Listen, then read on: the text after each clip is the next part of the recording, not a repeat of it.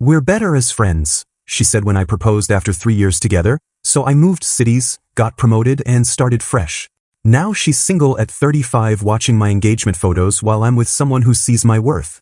Hey folks, before we jump into the video, please consider subscribing and giving a thumbs up if you're excited for more stories like this.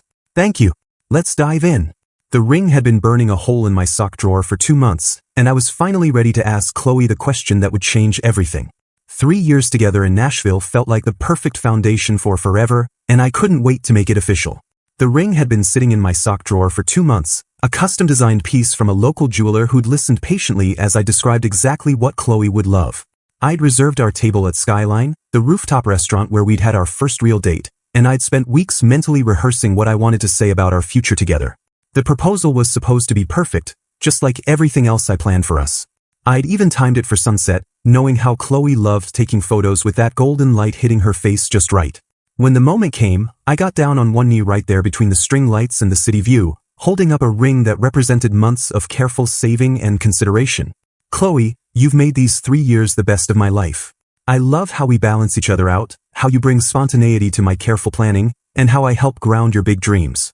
I want to spend forever building something amazing together." She stared at the ring like I just presented her with a live snake. Her face went through shock, panic, and something that looked almost like grief before she finally spoke. "Benjamin, well, we need to talk about this." The words that followed felt like watching a carefully constructed building collapse in slow motion. "I love you, I do, but I'm not ready for this. Marriage feels so permanent, so final. We're so young and I feel like we're better as friends. We have such an incredible friendship, and I don't want to risk ruining that by forcing something romantic that might not work out." I stayed on one knee for longer than I should have, processing what she was saying. 3 years together, and apparently we were just friends who happened to sleep together. "I think our friendship is too valuable to risk on something as unpredictable as marriage," she continued, reaching across the table like she wanted to comfort me. "Can't we just keep things the way they are? Why do we need to change anything?" I closed the ring box and stood up, my knees creaking slightly from staying in position too long. "If that's how you feel, then okay." The waiter approached hesitantly, clearly having witnessed the whole thing. I handed him my credit card without looking at the bill, paid for the dinner she'd barely touched, and drove her home in complete silence while she stared out the window. That night, I lay awake thinking about how confidently I'd planned our entire future, only to discover she'd never wanted one with me at all. By Monday morning, I was updating my resume and researching marketing positions in Chicago.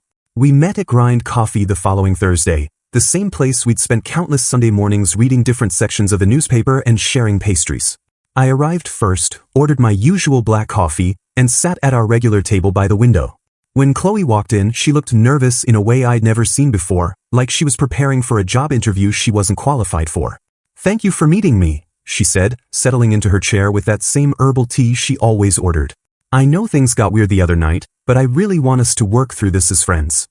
I nodded, waiting for her to explain how exactly that was supposed to work. "I've been thinking a lot about what I said, and I stand by it. Marriage would change everything between us, and not necessarily for the better. But that doesn't mean we can't stay close. We have so much history together, Benjamin. I don't want to lose that." She was talking like our relationship had been some kind of business partnership she was restructuring rather than 3 years of building a life together. I watched her fidget with her cup, clearly expecting some kind of response that would make this easier for her. "I've actually started seeing someone," she continued, and there was something almost defiant in her voice. "Blake, from my yoga studio. He's a personal trainer, really laid back and uncomplicated. It's refreshing, honestly. No pressure about the future or where things are heading. Just living in the moment, you know? Living in the moment. Code for someone who didn't expect commitment or planning beyond their next workout session." "That's nice," I said, taking a sip of my coffee. "I'm happy you found what you're looking for." Her eyebrows scrunched together like she was trying to solve a complex equation. "So, we're good then? We can stay friends and keep hanging out like we always have." That's when I dropped the news that would shatter her comfortable little plan. "Actually, I won't be around much longer. I'm taking a promotion in Chicago. Moving in 2 weeks." The color drained from her face completely. "What? When did this happen?" "Applied Monday. They called yesterday with an offer." The timeline wasn't entirely accurate, but close enough. "Chicago? Benjamin, that's 8 hours away. Why would you just make a decision like that without talking to me?" The irony of her asking about major life decisions was almost funny. Figured there wasn't much left to talk about. You made it pretty clear where we stand. She set her cup down hard enough that tea sloshed onto the table. But we're friends. Friends discuss these things. Friends don't just disappear across the country without warning. Friends also don't reject marriage proposals and start dating other people within the same week. Her mouth opened and closed like she was trying to find words that would somehow make this all work out in her favor. This isn't fair. You're punishing me for being honest about what I need. I'm not punishing anyone. I'm just not sticking around to watch you live in the moment with Blake while expecting me to wait on the sidelines as your backup plan. That's not what this is, she said, but her voice lacked conviction. Then what is it, Chloe? Because from where I'm sitting, it looks like you want to keep me emotionally available while you explore other options. She started crying then, quiet tears that used to move me but now just felt like another manipulation tactic. Will you at least promise we'll stay in touch? Regular calls, visits when you're back in town? I finished my coffee and stood up. I don't think that's a good idea. Why not? Because friends don't usually have engagement rings hidden in their sock drawers for 2 months. Walking away from that coffee shop, I realized Chloe had never considered that her actions might have consequences for anyone other than herself. Chicago was exactly what I needed. The promotion to senior marketing director came with a 35% salary bump and the chance to lead campaigns for Fortune 500 clients, the kind of work I'd been preparing for since college. My new apartment in Lincoln Park was a complete upgrade from my Nashville place, with floor-to-ceiling windows and enough space for a proper home office. For the first time in years, I was making decisions based solely on what I wanted, not what we needed as a couple. I bought new clothes, joined a gym, and started saying yes to social invitations from colleagues. The freedom to live entirely for myself was intoxicating after years of coordinating every decision with someone who ultimately didn't want a shared future anyway. Chloe's first text came 3 weeks after I'd settled in. Hey stranger, how's Chicago treating you? I waited 2 days to respond with good. That apparently opened the floodgates. Over the next month, she sent paragraphs about Blake's behavior, how he was always checking out other women at the gym, how he forgot her birthday, how he never wanted to do anything beyond working out and watching sports. I think he might be seeing someone else, she wrote at 2 a.m. one Tuesday.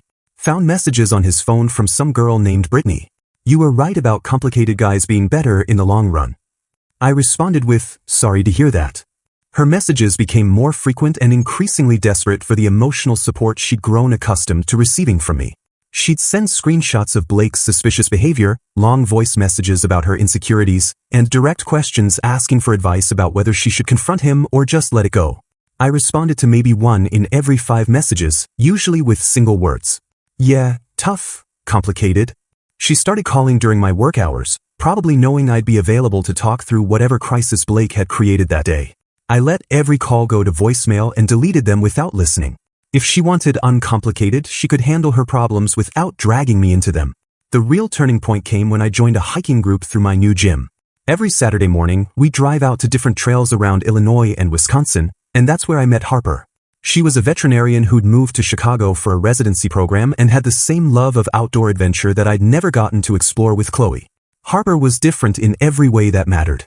She paid for her own coffee after our hikes, remembered details about my work projects, and actually asked thoughtful questions about my goals instead of just waiting for her turn to talk. When I mentioned I'd never been rock climbing, she offered to teach me. When she found out I enjoyed cooking, she suggested we take a class together. Everything felt natural and equal, like we were both choosing to be there instead of one person carrying the entire relationship. Your ex really did a number on you, Harper observed one evening as we walked through Millennium Park after dinner at a place she'd chosen and insisted on splitting the bill for. You keep acting surprised when I show basic consideration.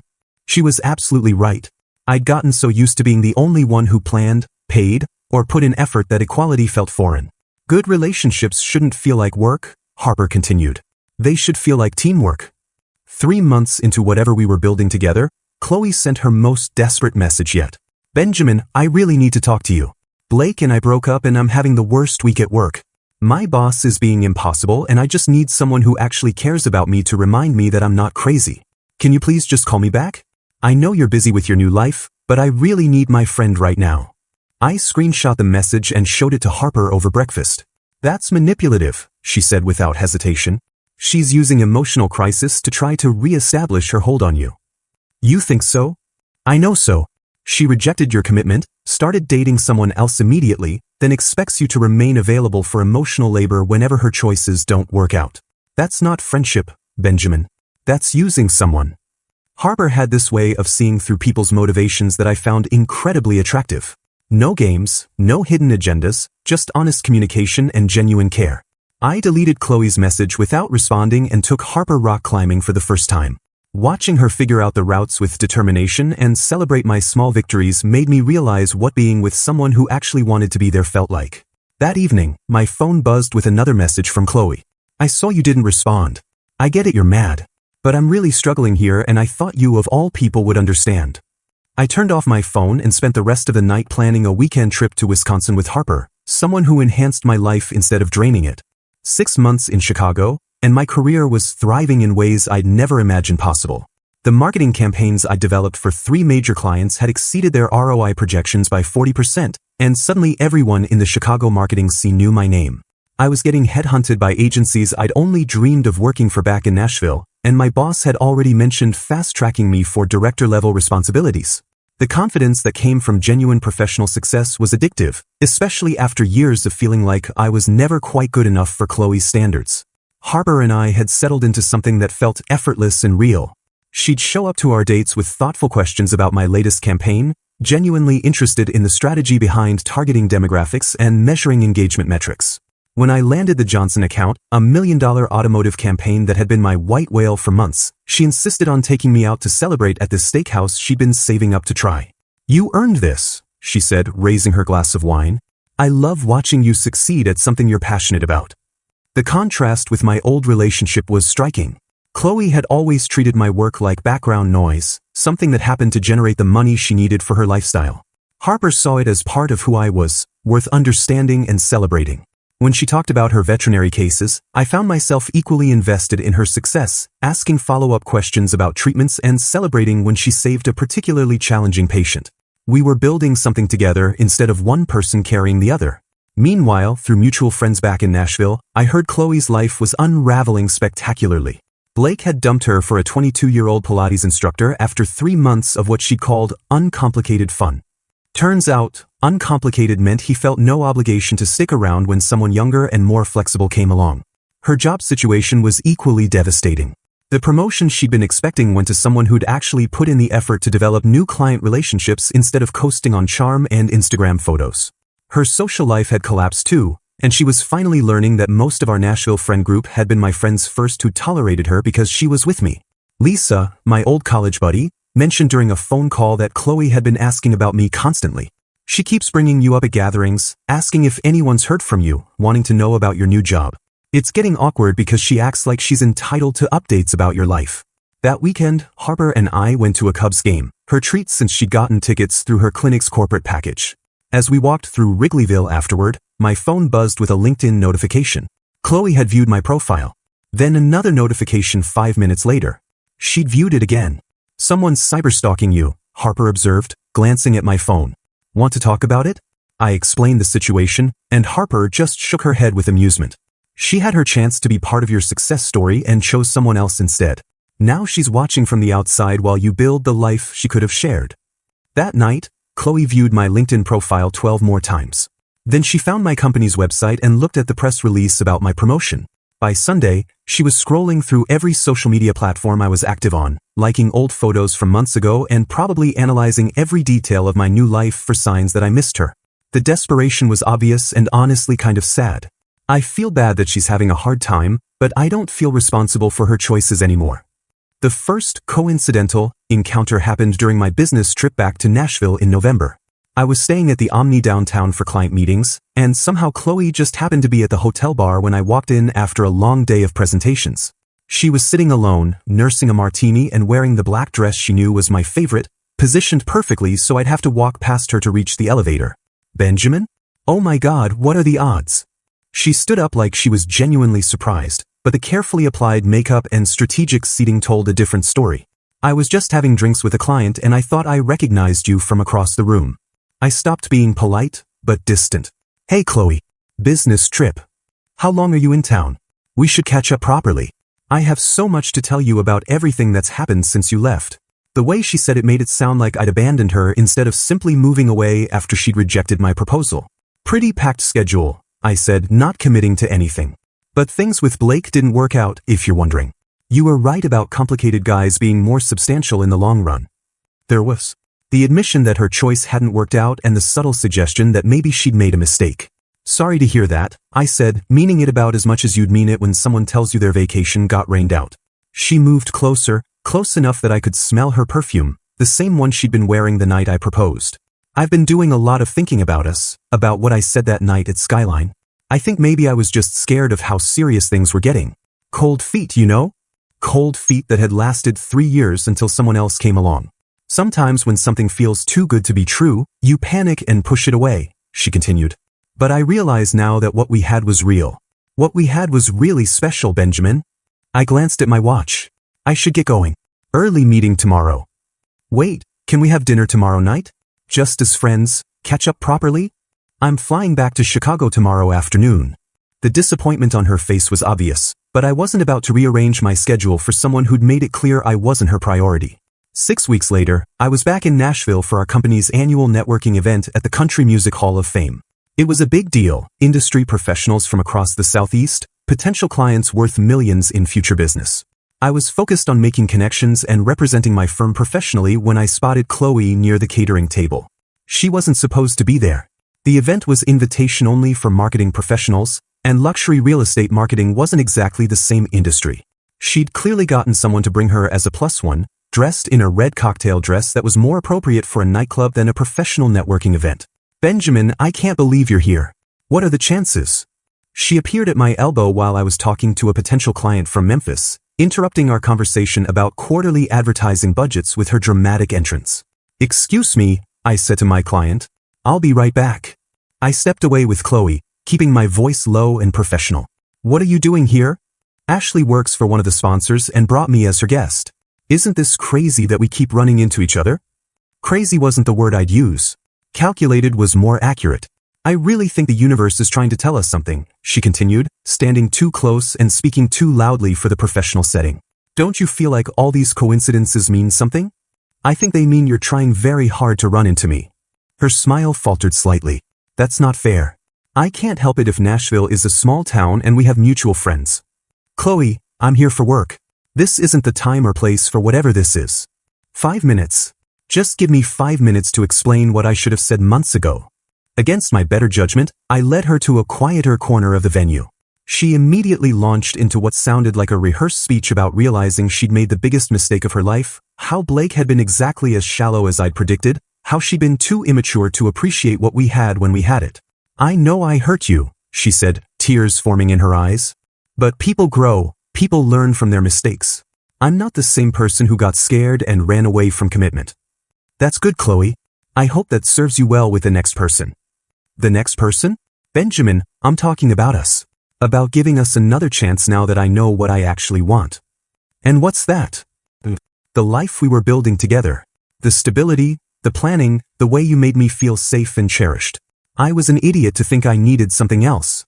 I looked at her standing there in her inappropriate dress, in a professional event she'd crashed just to corner me, and felt absolutely nothing. I'm seeing someone in Chicago. Her face went white. Seriously? Very seriously. Harper's a veterinarian, incredibly smart, shares my interests, and actually wants the same things I do. How long? For months. I watched her do the math, realizing I'd moved on while she was still playing games with Blake. 4 months isn't that long. People rebound after breakups, but what we had was 3 years. That has to count for something. It does count. It taught me what I don't want in a relationship. The words hit her like a physical blow. She opened her mouth to respond, but my client from Memphis appeared at my shoulder. Benjamin, sorry to interrupt, but I wanted to continue our conversation about the Q2 campaign. Of course, I said, relieved for the interruption. Chloe, it was good seeing you. As I walked away, I heard her call after me. This isn't over, Benjamin. What we had doesn't just disappear. But it already had. The final Nashville encounter came 2 months later when Harper joined me for a client presentation trip. I'd mentioned the Chloe situation to her, and she'd laughed it off with the confidence of someone who knew exactly where she stood. If she wants to make things awkward, that's her choice. I'm not worried about someone who gave up the best thing that ever happened to her. We were having dinner at the Continental, the same upscale restaurant where Chloe and I used to go for special occasions, when she appeared at our table like a bad penny. Benjamin, I thought that was you. She was thinner than I'd ever seen her, with dark circles under her eyes that no amount of makeup could hide. Her smile was brittle as she looked between Harper and me. And this must be the famous Harper. I'm Chloe. Nice to meet you, Harper said warmly, extending her hand with genuine friendliness that made Chloe's hostility look petty by comparison. I've heard about you. I'm sure he has, Chloe said, her voice tight. We have quite a history together. So I understand, Harper replied calmly. It sounds like you two shared some good times before Benjamin moved to Chicago. The gracious way Harper handled the obvious attempt at territorial marking was impressive. She wasn't threatened, wasn't catty, just politely acknowledged Chloe's existence while maintaining her own dignity. How's Nashville treating you? Harper asked, making conversation like a normal person. It's been challenging lately, Chloe admitted, her voice cracking slightly. I actually left my job last week. Sometimes you have to make big changes to figure out what you really want. She'd quit her job. Without another one lined up, no doubt hoping I'd swoop in to rescue her financially like I used to do. The desperation was becoming obvious to everyone around her. That's brave, Harper said, though we both knew it was more reckless than brave. As Chloe lingered at our table clearly hoping for an invitation to join us, I signaled for the check. We should let you get back to your evening, I said politely but firmly. It was good seeing you. Walking back to the hotel, Harper squeezed my hand. She's really struggling, isn't she? That's what happens when you burn bridges and expect everyone else to build them back for you. Do you feel bad for her? I considered the question honestly. I feel bad that she's having a hard time, but I don't feel responsible for her choices anymore. The promotion party was supposed to be a celebration. After landing the Morrison account, the biggest client acquisition in our firm's history, my boss had insisted on throwing a proper event at the Peninsula Hotel. Chicago's marketing elite were there, along with my colleagues, a few clients, and Harper, who looked absolutely stunning in the navy dress she'd bought specifically for the occasion. I was talking to potential investors about expanding our West Coast operations when the front desk called my phone. Mr. Chen, there's a young woman here claiming to be your guest, but she's not on our list. Should we send her up? My stomach dropped. What's her name? Chloe Matthews. She says you're expecting her. I excused myself from my conversation and went down to the lobby, where I found Chloe looking completely out of place among the business professionals. She was wearing the same red dress from the networking event, but it looked different now, desperate rather than confident. Her makeup was heavier than usual, trying to hide the exhaustion that had become her permanent expression. Benjamin, thank God. I wasn't sure they'd let me up. Chloe, what are you doing here? How did you even know about this event? I saw your LinkedIn post about the promotion. I flew in this morning because I had to see you, had to talk to you properly without interruptions or time limits. She'd flown to Chicago uninvited to crash my work event. The level of boundary violation was staggering, even for someone who'd never respected limits. This isn't appropriate. This is a professional function. 5 minutes, please. I know I don't deserve it, but I'm begging you for 5 minutes of your time. Against every instinct screaming at me to have security remove her, I led her to a quiet corner of the lobby. I made the biggest mistake of my life, she started immediately, words tumbling out like she'd been rehearsing them for weeks. Rejecting your proposal, dating Blake, letting you move away without fighting for us. I was scared and immature and I threw away the best thing that ever happened to me. I watched her carefully, looking for any sign of genuine change, but all I saw was the same self-centered desperation she'd always shown when things didn't go her way. Benjamin, I love you. I've always loved you. I was just too stupid and scared to realize it until you were gone. Chloe, even if that were true, I'm with Harper now. But you loved me first. We have history, 3 years of building something together. She's just a rebound, someone to help you get over me. The delusion was breathtaking. She's not a rebound. I'm planning to propose to her next month. The words came out before I'd consciously decided to share them, but as soon as I said it, I knew it was true. Harper was everything I'd wanted in a partner, and I wasn't going to let Chloe's dramatic timing interfere with my future. Chloe's face crumbled completely. Next month? Benjamin, please don't make a decision you'll regret just because you're angry with me. I'm not angry anymore. I'm grateful. You taught me exactly what I don't want in a relationship. That's when she really lost it. You can't marry her. She doesn't know you like I do. She doesn't understand your ambitions, your plans, your dreams for the future. She understands them better than you ever did. She's using you just like you think I was. Career women like her always have ulterior motives. The irony of Chloe, who'd literally called me her financial safety net, accusing Harper of having ulterior motives was almost funny. I need to get back to my party. Benjamin, I quit my job because I realized nothing matters without you. I'm ready to move to Chicago, start over, be the partner you need me to be. She'd quit her job as a grand gesture, expecting me to be impressed by her willingness to sacrifice for our relationship. The same woman who'd refused to split dinner bills was now offering to relocate her entire life. That's not my decision to make anymore. I started walking toward the elevator, but she followed, her voice getting louder and more desperate. She's going to leave you too, you know. Career women always choose their jobs over relationships when things get tough. Harper appeared beside me then, having noticed my extended absence from the party. Everything okay down here? Harper, this is Chloe. Chloe, Harper. Oh, Harper said, understanding immediately. Nice to finally meet you properly. Don't do this, Chloe said, looking directly at Harper. He's going to get bored with you just like he got bored with me. Benjamin always needs something to fix, someone to save. Once you don't need him anymore, he'll find someone who does. The projection was stunning. She was describing her own pattern of behavior and attributing it to me. Actually, Harper said calmly, Benjamin's never tried to fix or save me. That's one of the things I love about him. He treats me like an equal partner, not a project. Ma'am, a security guard had materialized beside us. I'm going to need to ask you to leave. You're disturbing our guests. This is ridiculous, Chloe said, but she was already backing toward the exit. Benjamin, you're making a huge mistake. When this doesn't work out, don't expect me to be waiting around. As security escorted her out, Harper turned to me with raised eyebrows. Well, that was dramatic. Sorry you had to witness that. Don't apologize. It actually made me feel even better about us. Seeing what you walked away from makes me appreciate what we have even more. Back at the party, word had already spread about the lobby incident. Instead of being embarrassed, I found my colleagues were impressed by how professionally I'd handled what could have been a career-damaging scene. Handled that like a boss, my boss said, patting me on the shoulder. Shows real character when someone tries to create drama and you keep your composure. That night, Harper and I talked about the ring I'd been secretly shopping for, and she mentioned how excited she was about our future together. Meanwhile, Chloe was probably on a plane back to Nashville, finally understanding that some bridges, once burned, can't be rebuilt. A year after moving to Chicago, I proposed to Harper on the summit of Starved Rock during our anniversary hiking trip. No fancy restaurant, no elaborate planning, just the two of us at sunrise with the Illinois River Valley spread out below us like a promise of everything good ahead. Harper, you've shown me what it feels like to be chosen every single day. Will you marry me? Yes, she said immediately, no hesitation, no panic, no speeches about friendship being safer than love. Absolutely yes. The ring fit perfectly, and she cried happy tears while we took selfies with the sunrise. Later that day, she posted our engagement photo with a simple caption about being excited to marry her best friend and adventure partner. Within hours, our Nashville mutual friends were commenting and sharing the news. By evening, it had made its way through social media circles back home, and I could practically feel the shockwaves reaching Chloe through the digital grapevine.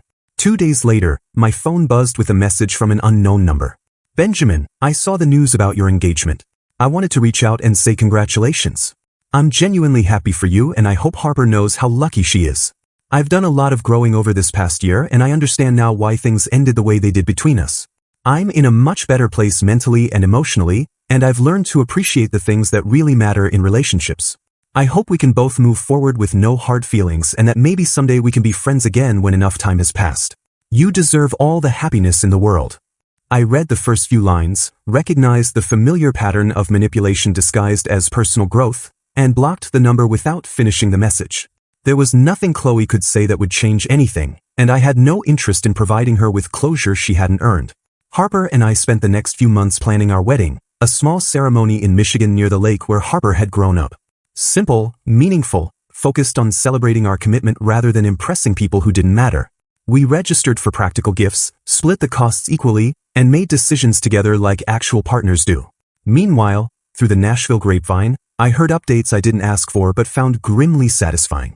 Chloe was living with 2 roommates in a cramped apartment, working retail to pay bills, and cycling through dating apps without success.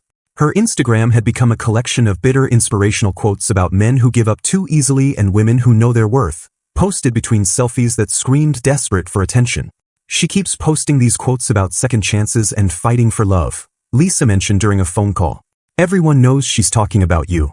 Everyone except me, I replied, because I'd blocked her on every platform months ago. The wedding was perfect.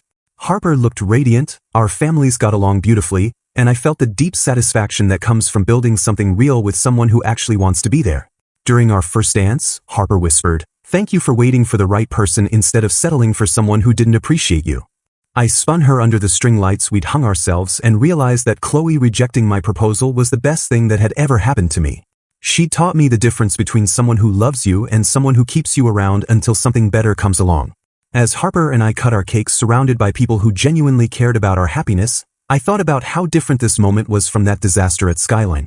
This time, I was marrying someone who'd said yes immediately, someone who saw our future as an adventure to embrace rather than a trap to escape. Somewhere back in Nashville, Chloe was probably posting another quote about men who don't fight hard enough for love, not realizing that the right person never makes you fight for basic respect and commitment. They just say yes.